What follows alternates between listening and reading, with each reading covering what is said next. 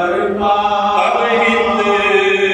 ने घबरा के कनीजों से ये पूछा पस दीवार मेरी गुल है ये कैसा घर से किसी शख्स का निकला है जनाजा। घर से किसी शख्स का निकला है जनाजा। रह जाता है सीने में कलेजा मेरा हिल ये कौन से शबीर को सब रोते हैं मिलकर रोकर किसी औरत ने कहा क्या कहूँ बीवी है पैदे खराबा में किसी शहर की बीवी 4 बरस की है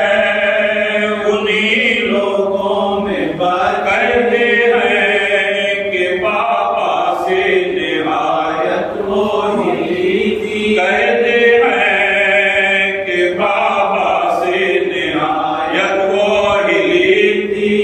राहत उसे दिन को है नारा है शर को बाबा के लिए रोती रुलाती है वो सबको बाबा को तलब करती है जिस दम को मचल कर रो देती है उस वक्त खुफी हाथों को मल कर पड़ते हैं मातर के भी अशकाकों से ढल कर कहती है कि बाबा से मिला तो मुझे चल कर कहती है